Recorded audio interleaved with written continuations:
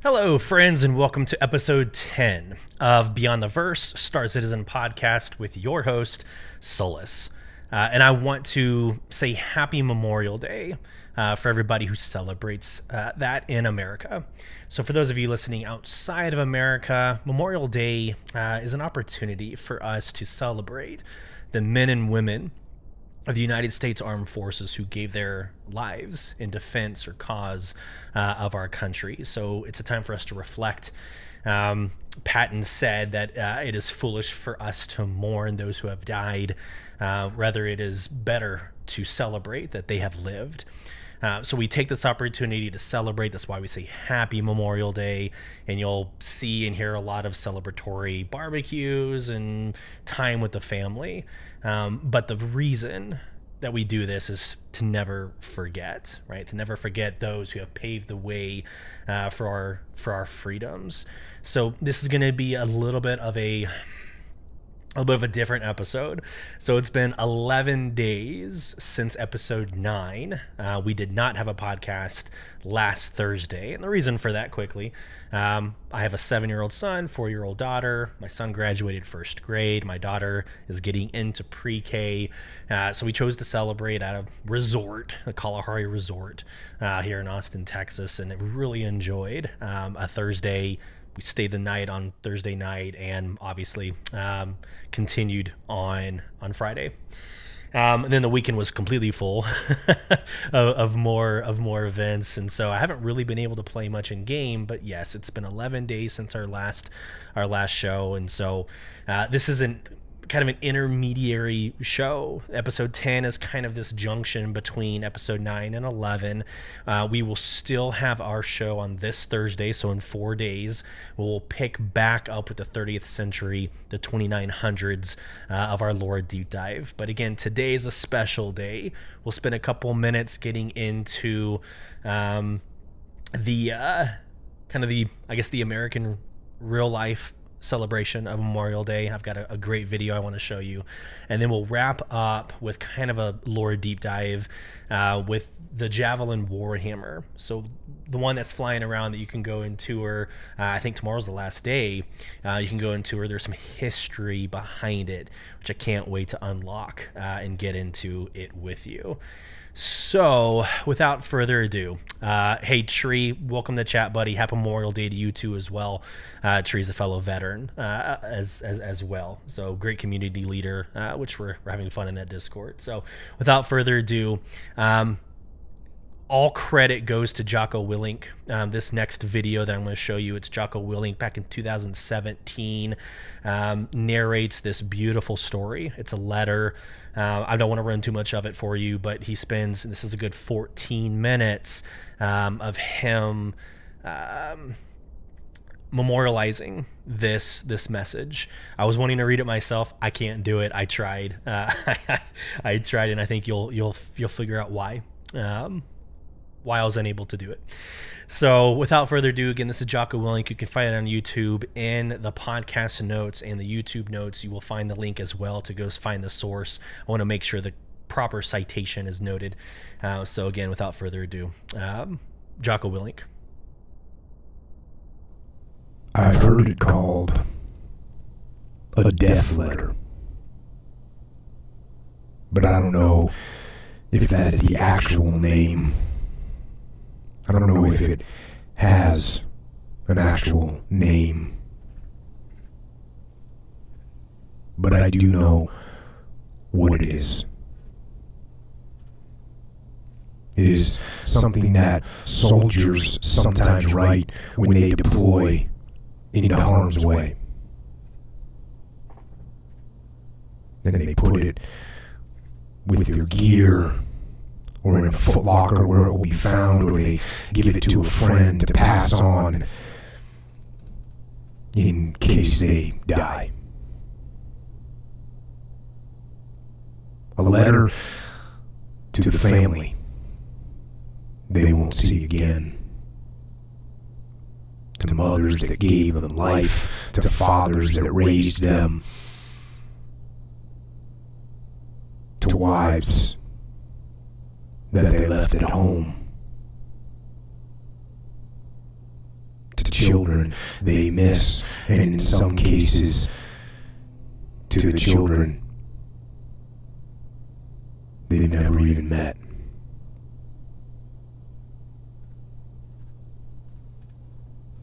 It's a goodbye letter with a title something like, "In Case I Don't Come Home."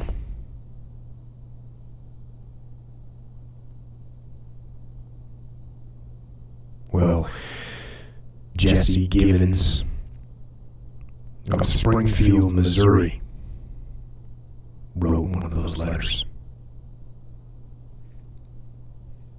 He wrote it to his wife, Melissa, and their son, Dakota, nicknamed Toad,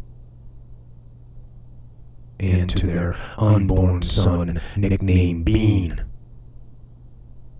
who would ultimately be named Carson.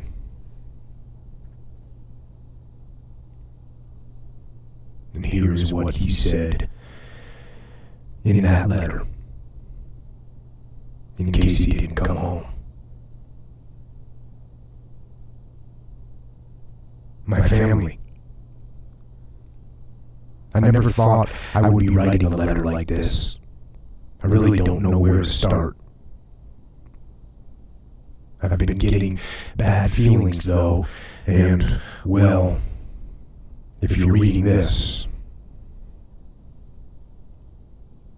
I am forever in debt to you, Dakota, and the Bean. I searched all my life for a dream, and I found it in you.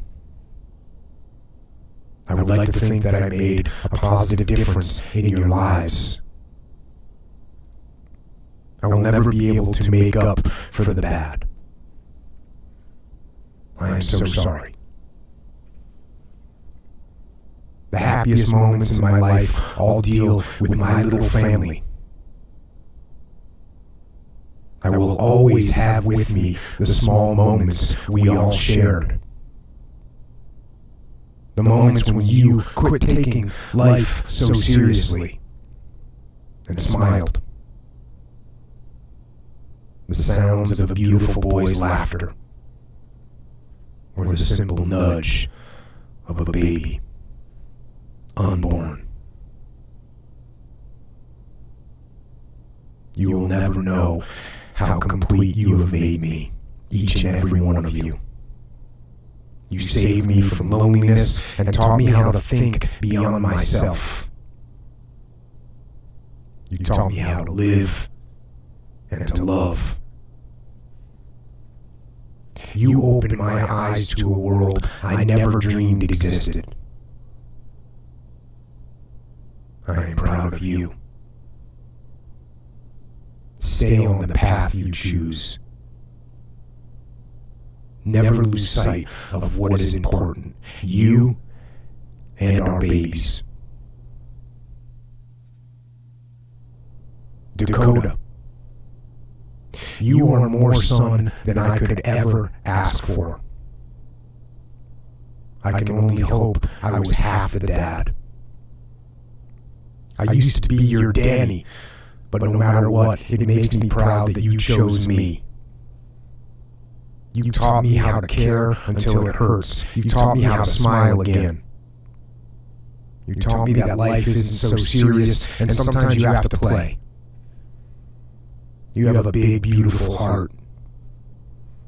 Through life, you need to keep it open and follow it.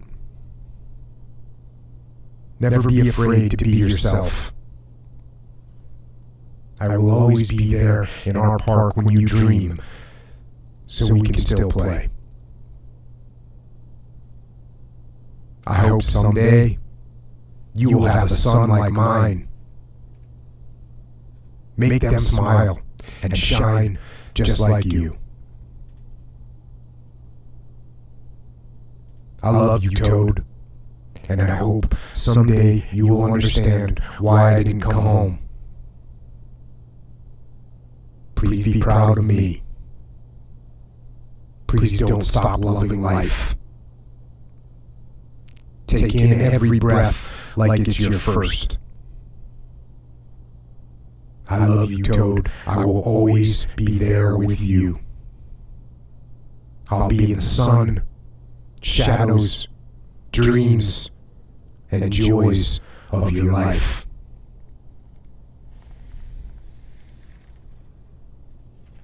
Baby Bean. I never got to see you, but I know in my heart you are beautiful. I know you will be strong and big-hearted, just like your mom and brother. I will always have with me the feel of the soft nudges on your mom's belly and the joy I felt when we found out you were on your way.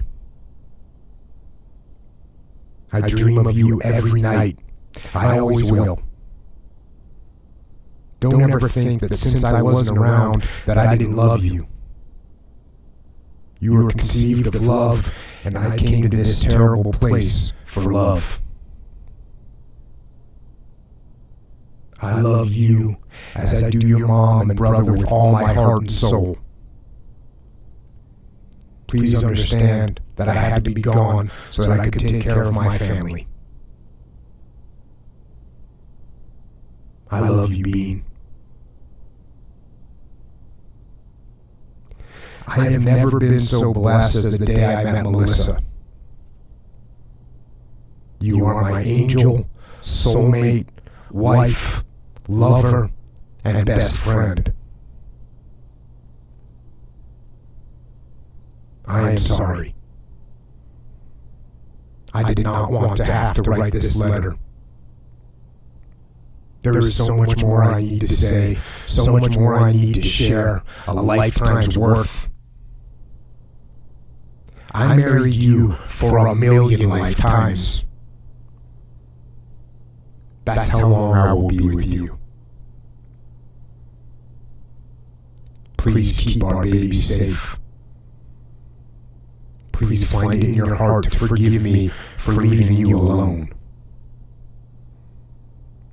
Take care of yourself. Believe in yourself. You are a strong, big-hearted woman. Teach our babies to live life to its fullest and tell yourself to do the same. Don't forget to take Toad to Disney World. I'll be there with you. Melissa, I will always want you, need you, and love you in my heart, mind, and soul. Do me a favor. After you tuck Toad and Bean in, give them hugs and kisses from me. Go outside, look at the stars, and count them. Don't forget to smile. Love always.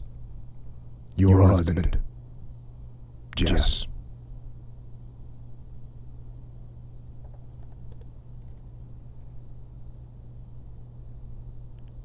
And Jesse didn't come home.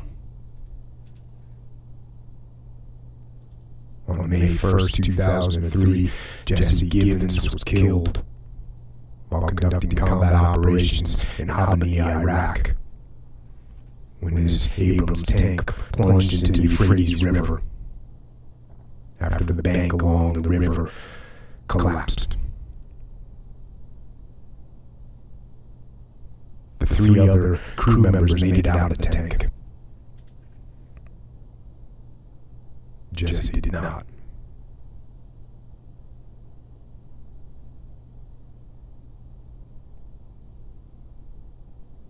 Another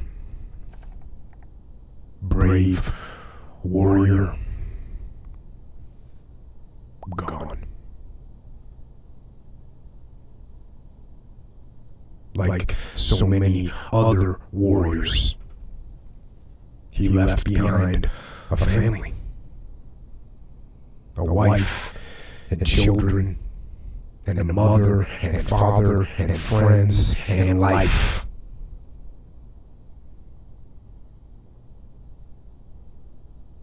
He left behind everything. Every smile, every laugh, every hug from his boys, every kiss from his wife, everything gone.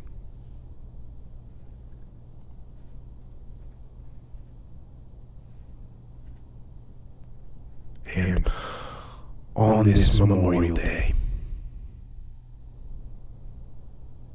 let us remember. Let us remember those soldiers, sailors, airmen, and Marines, those brave warriors who, for us, for our freedom, left everything behind.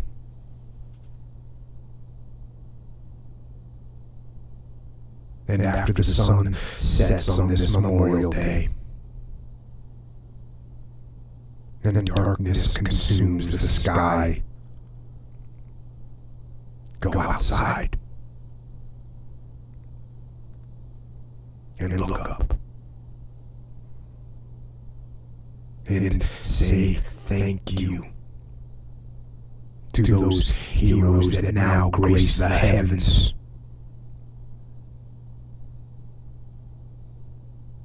And then look at the stars and count them. And as much as your soul aches with sadness as you mourn your fallen family and friends and brothers in arms, don't forget that they did not sacrifice their lives for us to live in sadness. No. They sacrificed their lives so we could live in joy and happiness. So, even on this most solemn day, Memorial Day, don't forget, for them, to smile.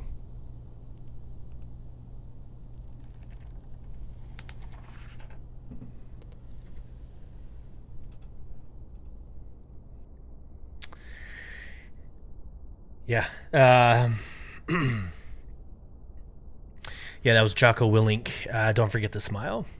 And again, I will have the appropriate links for the citation if you want to go back and look at the source and start following Jocko Willink. Yeah. Happy Memorial Day, everybody. There's a human on the side of the keyboard, whether on the gaming side or on the development side, and there's a good chance that one or more is a veteran who either survived and is dealing with the loss of a loved one, or they brought the war home with them and they're still fighting it at home.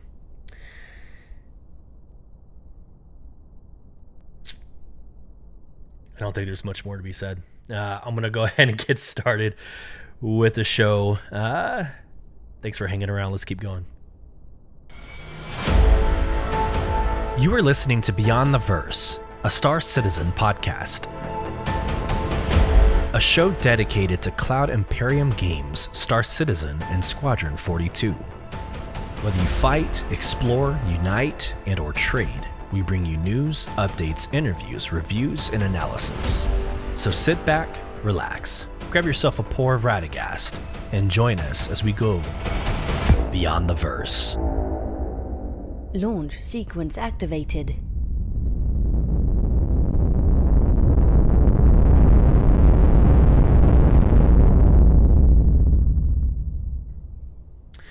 All right, hello friends, we're back, and we already did an introduction. The podcast has been live for about 19 minutes now, so we're just going to go straight into previously on Beyond the Verse.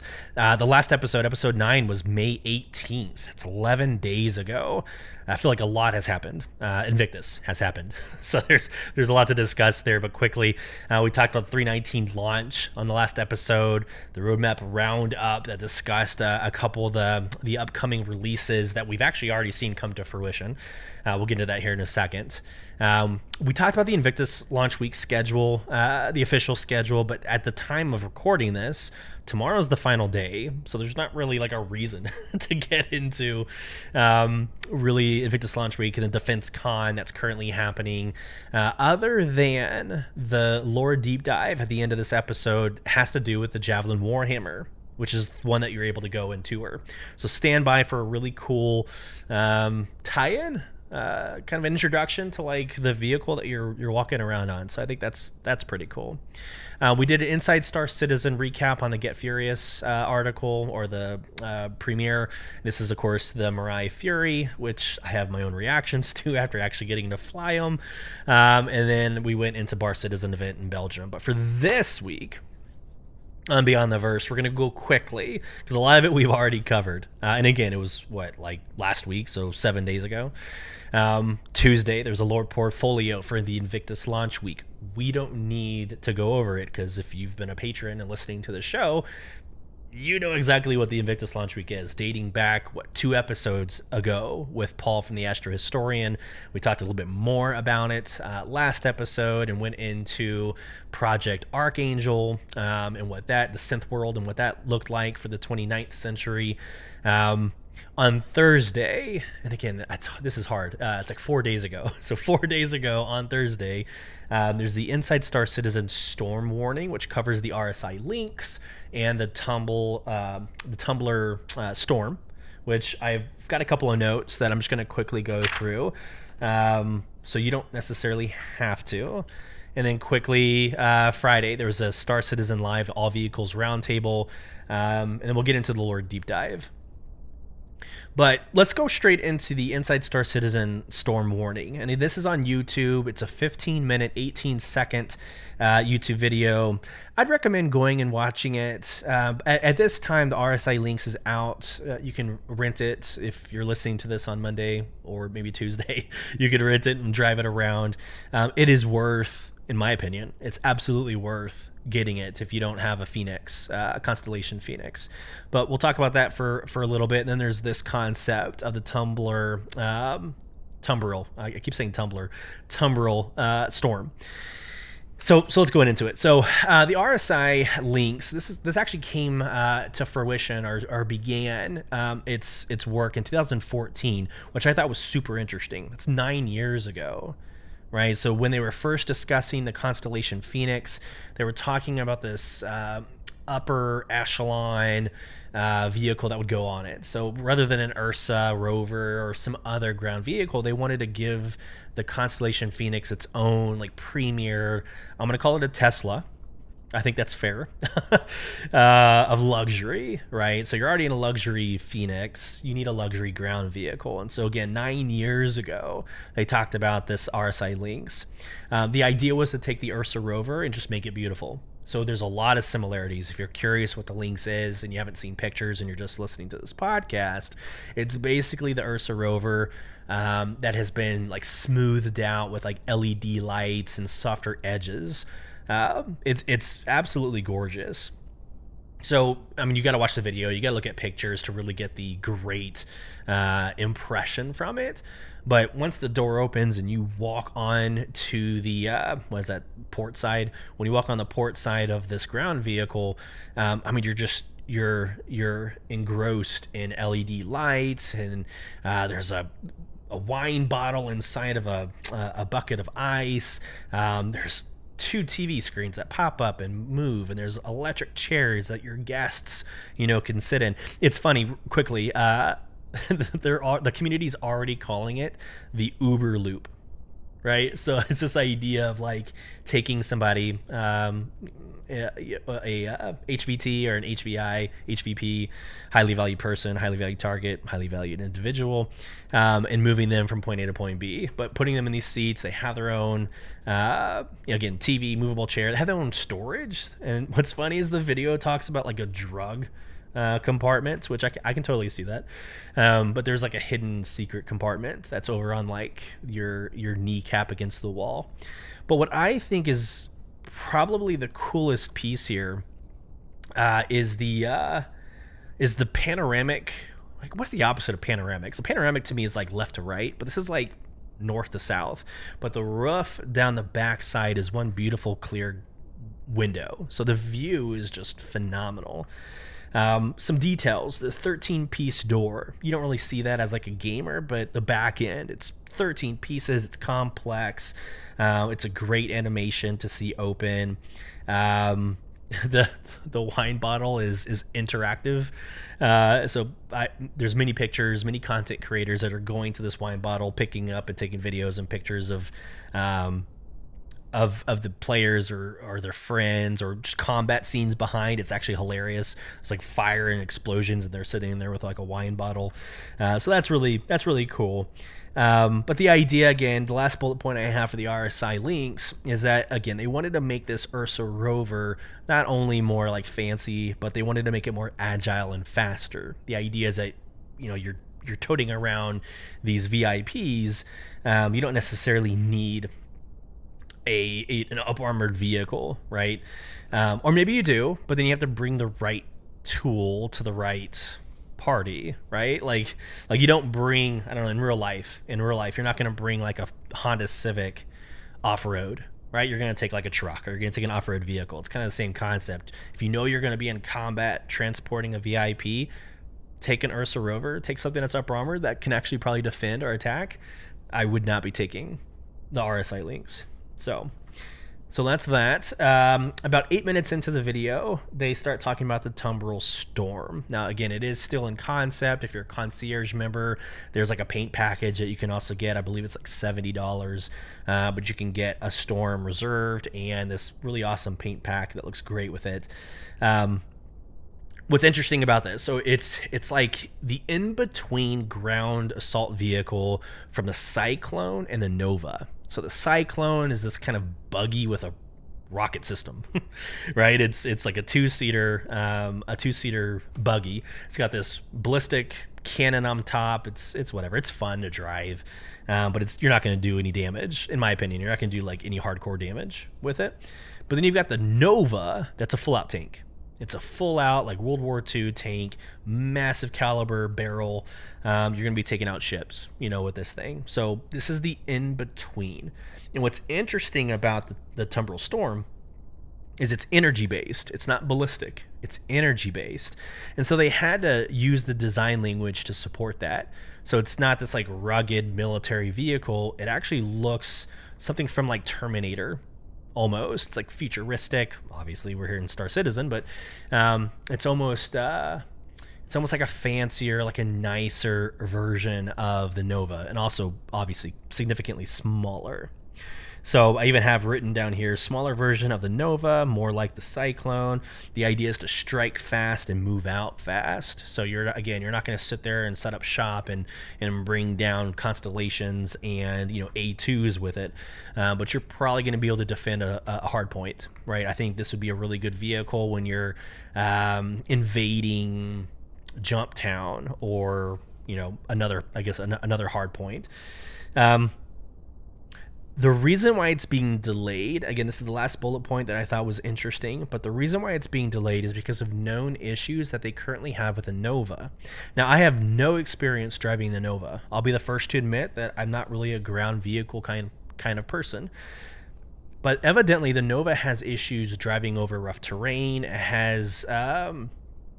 has issues traversing like up to higher ground. So even though it makes sense that a freaking World War II tank should be able to go up, a rock, it struggles doing that. And so they're trying to figure out, or they're trying to solve for that piece first for the Nova, and that will translate over to the Storm. And so we're waiting on that. It's already at a gray box phase, to quote one of the developers or artists. It's at a gray box phase, so we're just waiting. We're waiting for that little small tidbit to publish, maybe this year. Now, that wasn't anywhere in the video, but it sounded very close to being done. So I think we can get excited about that. Last but not least, if you didn't stay around for the credits, there is an absolute hilarious D&D skit. So Dungeons and Dragons, there's a D&D skit at the very end. You need to watch it. I'll probably end up snipping it and putting it into my socials so everybody can see it. But essentially, they're on an elevator and they're rolling a d20 to see if they're gonna survive. So roll a survival check. And so they rolled a 14, and the DM is like, "Yep, you made it." No, I'm just kidding. You're all dead. Which is, I don't know. It's good to laugh at yourself. It's good to make jokes about the current state of the game. At the same time, it's not a joke when you're trying to play and you can't get anywhere. I'll give my color commentary later, maybe on this upcoming Thursday show. Not for now. Moving on to the Star Citizen Live. Okay, so here's maybe an unpopular take on the Star Citizen Live Invictus All Vehicles Roundtable. It was an hour 10 minutes, 46 seconds. My personal opinion, I didn't learn anything from this hour and 10 minutes. I thought it was an interesting conversation. I thought it was a great conversation. They discussed this philosophy behind backlogs, how adding a Montreal vehicle team isn't really going to speed things up. It's all an interesting conversation, but nothing moved the needle. Nothing's new that hasn't already been discussed. So this, again, will probably go very quickly, and then we'll get into the lore deep dive. But a quote that I thought was interesting that they brought up is bring the right tool for the job. That I just talked about it in the last excerpt, but like, you're not going to bring a knife to a gunfight. So it's this idea that people are wanting every ship to be able to do everything. And so they were using real life examples of, you wouldn't take a tank to deliver pizza to somebody's house, right? Like, you're going to use I use a Honda Civic earlier, but you're going to use a softer vehicle in order to do some of these missions. It's also cheaper. Like, you want to use a snub fighter if you need to save on costs and you're already at the location and it just makes sense. Or you might jump in your Scorpius if you got to go a little bit further with a heavy fighter to do damage. So it's like, know your battle, know your situation, and pick the right ship. But I thought that was an interesting conversation they had there. Really cool. I personally liked the physical javelin statue that they had at the front end of the table. Like, I want to buy one, and I will be screwed the day that Star Citizen starts creating physical models of their ships. I'm screwed, totally screwed. But it was such a cool vehicle that I would love to have here on my desk, backdrop, anywhere. Okay, so along the same lines of like knowing the ship for the role, they talked about loops across manufacturers. So different roles being satisfied or fulfilled regardless of manufacturer. So Origin is a luxury liner, right? It's luxury vehicles, but they still have the 325 Alpha Fighter. They still have the 315P Explorer. They have their ground ships, the G12s, which aren't released yet. So they have all these different types of vehicles, but it's the idea that a fan of Origin should be able to do all roles within the one manufacturer. It provides variety. It also provides different fight styles and play styles. So again, another take on maybe some of the sentiment you might hear from the community of, this ship is worthless. It's worthless maybe to you, but for the purpose of what it's trying to fulfill, it's actually spot on for the design language and the intent that the company's going for. I think the bone of contention that most people are going to be talking about, and again, this is a couple of days old now, 4 days, is this conversation around the backlog. I thought it was interesting. They said bringing on Montreal vehicle team is actually going to slow down the production, and that makes sense. So no matter what job, no matter what career field you're in, again, I work at Amazon. I work for Amazon Business as a program manager. Even if we do this in that role, anytime you add somebody new, you've got to commit the resources to train them and onboard them. So if you're going to onboard an entire Montreal vehicle team, you're not going to see anything from them anytime soon. They were onboarded in April. They're probably going to have to go through training and design language training and lore Bible and everything else that most games have before they even get started. So I think there's a little bit of, I'm going to say patience, bear with me. I know that's not the conversation anybody wants to hear or have. But patience. I mean, at the end of the day, patience, because their goal is to get 2 capital ships out a year. Now, they're nowhere near that, but that's their goal. So getting into next year and the year after, the work that they're putting in now, the foundations that they're putting in now, should be able to start turning out more production, just not anytime soon. So Q3, maybe Q4, Q4, maybe Q3. You might see a little bit of activity coming out for some of these teams. I'm just going to read through the other topics, and then we'll get into the lore deep dive. They talked about physical damage system. They talked about the tractor beams, the Retaliator Gold Standard, docking, Reclaimer, Polaris in production, component swapping, the CI Spirit tractor beam, Fury and Cutter having the same design language as some other ships, and what does that mean? Development on component, tuning, sizes and types, updates on the BMM, Polaris, Galaxy, and Perseus. I was hoping there would be more on that topic. The BMM, the Polaris, Galaxy, and Perseus. There's not a lot of new news. They're still working on it. They're still going through some design language choices. The BMM, that's the Bonnie Merchantman. I'm a little upset about because it's been in conversation for like 8 years at this point, maybe longer. I think that needs to be produced pretty quick. You don't have to wait for loops. Get it out so people can experience it and live on it for a little bit. Like that might be a little nice. So there we go. And quickly, I just want to call out Tree. Tree says Montreal vehicle content started in April. Yes, as in they already were working and having already been onboarded. Got it. No, that's a good point. So if that was said, by all means, like that makes perfect sense. Moving forward, as we add more PMs and artists and engineers to this game, I think it's just a really good conversation to level set expectations. But that's good to hear if the Montreal team is already working, because we need vehicle progress. I'm not the only person saying that. Quickly, I do want to address, like, I would not be doing my due diligence if I didn't address what's currently going on in the game.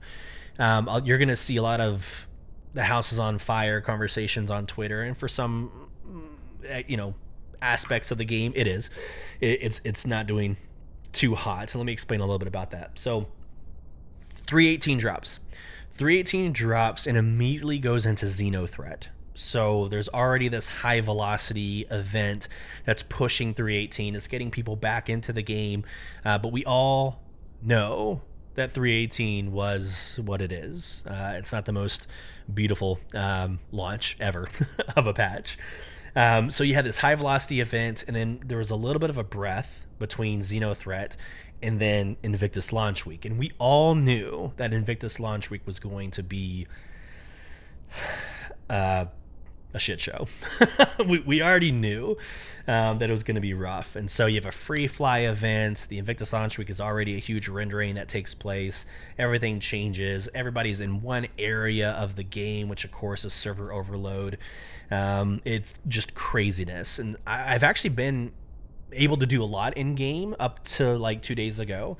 So I can't complain too much, but the last 2 days, no, I can't get out of Area 18. I've got org members who can't access any ASOP terminals. There's some that work for me, but they don't work for others, namely those doing the free fly. Like, that's the worst audience because you're not going to get them on board now. But it's been bad. And so just quickly a story, an anecdote from today. I have an org member. He wants to get involved. He's super interested and engaged, wants to know more about Star Citizen. He gets in, and he's walking around Area 18, can't get any of the ASOP terminals. Hey, not a problem. I'm going to go ahead and get into my Constellation Phoenix. I'm going to leave Beijing E Point. I'm going to pick him up. Makes sense, right? Like, people are saying that they're doing this Uber service for everybody on Area 18. That's what I was going to do for this gentleman. So I get in the Constellation Phoenix. First off, getting into the same server was a 30-minute episode. So I get to Area 18. I land in the hangar. Everything's gorgeous. I've got to get out of the vehicle to see which hangar I'm in. And I'm like, hey, buddy, we're in hangar 7. So come on to hangar 7 and I'll take you to Bay Genie. And it was some of the worst. Yeah, I see White Fox in chat. Yeah, I'm talking about you, buddy. It's one of the worst experiences that I've had in the game. And me and him laughed about it because I think we're mature enough to know the state of the game. But so he, first off, struggles to get in the elevator. And I'm sitting around the hangar like twiddling my thumbs. Come on, buddy, you got this. Just click your mouse and you'll get to me, I promise. So he gets into the elevator. Finally, he gets in into the hangar, and we walk towards, and I think I'm saying Constellation Phoenix. It's actually the Scorpius now that I think about it. So we go to the Scorpius, and it's important why I had that distinction. We go to the Scorpius, we start trying to get inside of the Scorpius, and then me and him both glitch into the front of DefenseCon. Why? I hadn't even left the hangar. I hadn't even it wasn't like a place I had once been. So like if I glitched backwards in time, I never set foot in DefenseCon. So, but somehow me and him both were attached to each other, and we glitched into DefenseCon, and we kept on going back. Well, eventually we got to the Scorpius. I was able to open up the cockpit, but I wasn't able to get into the pilot seat.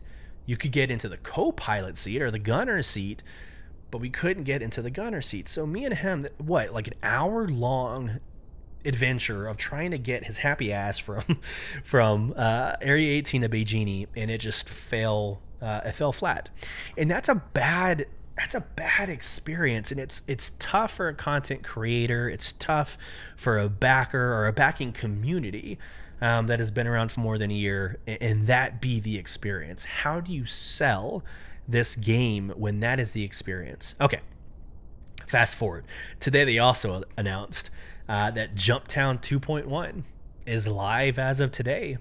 So 318 drops, Xeno Threat, 319 drops, Invictus Launch Week Free Fly, straight into Jumptown 2.1. And so there's this, I don't know, there's this sentiment in the community that's like, give us a break. Give us just a couple of days or a couple of weeks so we can actually get into our new ships we bought and actually enjoy, this world, right? Or this universe. Yes. So I think that's all I'm going to say about that. I will end it on this. I did have a great Invictus launch week. I did. I had a great Invictus launch week from the Pledge Store. So outside the game, which I highly recommend anybody during these events, spend more time in the Pledge Store and concierge chat than you do actually in game. You'll be happier than if you try to play the game, which is ridiculous. But I walked away with every capital ship. And I need to be careful with, I guess, how I say that. But yeah, I walked out with the Idris P, the conversion kit to make it the Idris K. I walked out with the Javelin, I walked out with the Javelin. And then I walked out with the Kraken, which in and of itself is its own story. So I got that from my org. It's, again, sole provision. My org deserves it. I want to give them the opportunity to have all playing styles in the game. So I'm just going to continue throwing the opportunities towards my org. So if you don't have an org, if you don't have a home, please feel free. Hop in.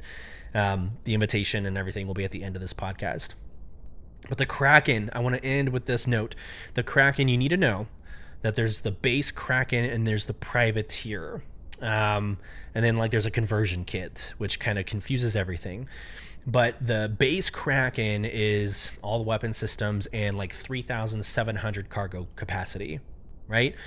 If you want the privateer, you give up 3,000 of that cargo capacity for storefronts. So it's this mercantile or a merchant loop. It's the Banu Merchantman, but with, human technology. So there's this debate, do you want the privateer? Is that your play style for significantly less, cargo capacity, or do you want the base? Well, there's a conversion kit, which I initially thought it unlocked the ability to go back and forth. You pay, it's $350 You pay $350 and you spend time at a Cousin Crow's and you're able to convert it from a base to a privateer, even if it takes like a week to do so. In some UEC, I would be able to justify that.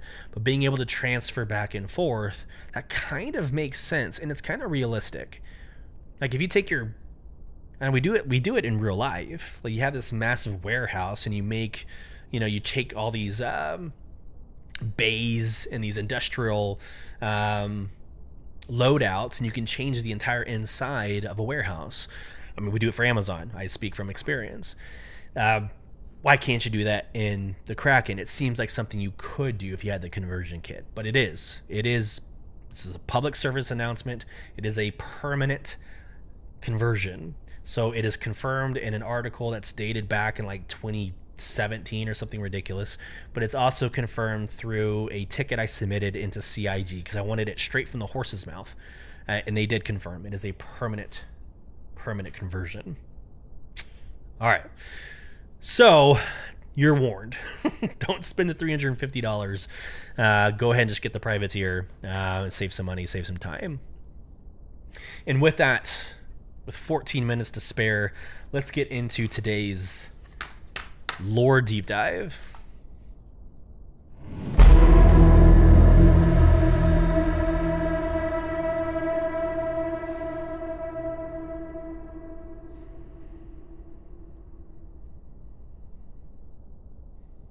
On 7 July 2884, a Vandal clan led by a kingship launched a surprise attack on the moderately populated planet Creon, or Caliban II, or Caliban II. The 88th UEE Navy Logistics Support Squadron were the only military forces in the planet's population to escape.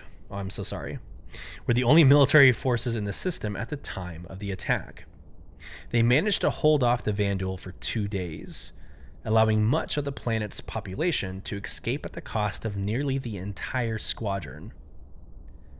Naval reinforcements arrived on the 3rd day to engage the full Vandal fleet, but they were unable to hold out against the onslaught. On 23 July 2884, after heavy casualties, Creon and the rest of the Caliban system were lost to the Vandal. In honor of their sacrifice, the 88th Squadron was retired, earning them the nickname the Lost Squad. This battle marked the last time a kingship was spotted by the UEE forces until the Battle of Vega II in 2945. 2945. That year is very important. It's in between Squadron 42 and the events of Star Citizen. Squadron 88, the Lost Squad. The 88th Logistics Support Squadron is an inactive United Empire of Earth Navy unit. Founded in 2608, the squadron served as a logistics and operations support squadron to various units, bases, and capital ships, until its final posting to the Caliban system in 2792. The 88th became publicly revered due to their defense of the Caliban system against a massed Vandal invasion for 2 days without reinforcements, allowing millions of civilians to escape. The fall of Caliban 2884. A single unnamed pilot survived the prolonged assault. All others were killed in action. In honor of their sacrifice, the UEE Navy officially retired the 88th in 2885. Their motto was Stand and Deliver. You can kind of see the reason why I chose this. One, the Javelin Warhammer was part of the fall of Caliban, but it's also very appropriate for Memorial Day. It's a military unit that stood the final ground and sacrificed for the greater good. Back to the article. Prelude to battle. Small Vandal raiding parties first began attacking Caliban in 2739, during the latter years of the Messer era, 2546 to 2792. While the initial raid sparked fear in the system's inhabitants, causing a brief population drain, the skirmishes were largely casualty-free. As raids continued to occur at a steady rate of between 2 and 5 per year, The UEE installed a small naval presence along with system-wide perimeter sensors. The people of Creon saw this response as inadequate. Political activism spiked in the populace, but the Messers sent no more aid. During the fall of the Messer regime in 2792, the military presence in Caliban was pulled away from the system to repress mass civilian uprisings elsewhere. A medium-sized Vandal clan launched a raid on the largely undefended system, which claimed over 100 lives. The newly formed post-Messer UEE government ordered the 31st Battle Group to Caliban to fend off the invasion. Their efforts were successful in stopping the raid from spiraling into something much deadlier. Subsequent Vandal raids dropped down to previously established levels of roughly 5 per year, finally peaking in 2859, when a single large clan clashed with the 31st Battle Group in the system's asteroid belt. This was the last Vandal raid until 2884. By 2870, the 88th Logistics Support Squadron was Caliban's only protection. The attack.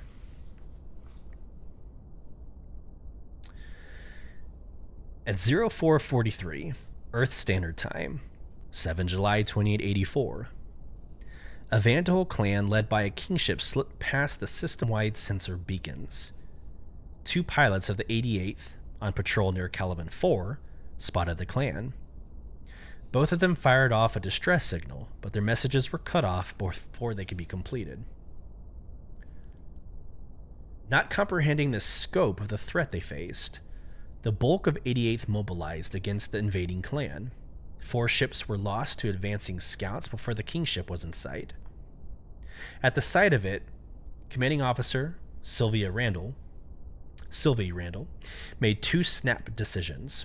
First, to send out comm drones requesting reinforcements, knowing that it might take up to 2 days for reinforcements to arrive. Second, to retreat back to Creon to organize and defend civilian convoys. It was this decision that allowed over 3 million inhabitants to escape with their lives. By the time the second UEE naval fleet arrived, 49 standard Earth hours later, there was nothing left to do but rescue any remaining people and abandon the system. The 88th Squadron, along with the Caliban system, were lost. It is estimated that over 5.5 million people died, though no official numbers have ever been released. Aftermath, analysis, and impact. No attempts were immediately made to reclaim Caliban. Though the kingship responsible for the bulk of casualties in battle returned to Vandal space soon after its victory, UEE forces held off on moving in until casualties could be assessed. The UEE announced in 2891 that there were no active plans to retake Caliban until the Vandal threat could be fully neutralized. In 2945, military strategists began to discuss possible future campaigns into the system to rout the Vandal encampments. Historians believe that the decades of Vandal absence in Caliban, combined with a thinly spread military, poor system-wide sensor maintenance, and an incomplete understanding of Vandal intentions were what led to the invaders' decisive victory. Though the Tiber, Virgil, and Orion systems had already been abandoned to the Vandal, military strategists did not foresee an attack of that strength on the Caliban. The 88th Squadron was there in full force, but one squadron was not enough to stand against the firepower of a kingship. In honor of their sacrifice, Squadron 88, redubbed the Lost Squadron, was officially retired from the UEE Navy. Vandal harvesters are actively consuming what is left of the Caliban system. Creon, once a thriving, lush world, is now devastated. There are no known human inhabitants in the system. And there's a pretty cool image that I was able to Photoshop, if I may say so myself. If you go onto my socials for the announcement of this show going live, I was able to take an image of the fall of Caliban, and I superimposed the 88th Squadron logo on it. So it's this kind of memorializing moment of this of this article, of this event that has happened in the late 2800s. Again, the whole reason why I started diving into this was because of the Javelin Warhammer. This is the Javelin that is traveling from orbital station to orbital station, and you're able to walk on board and go to the majority of the first deck.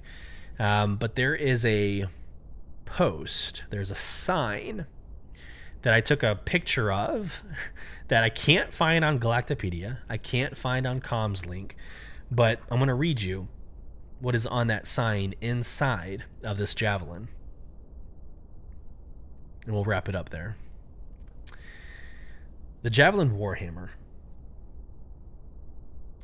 On July 7, 2884, the Warhammer was part of the naval defensive action against the Vanduul, now commonly known as the Fall of Caliban.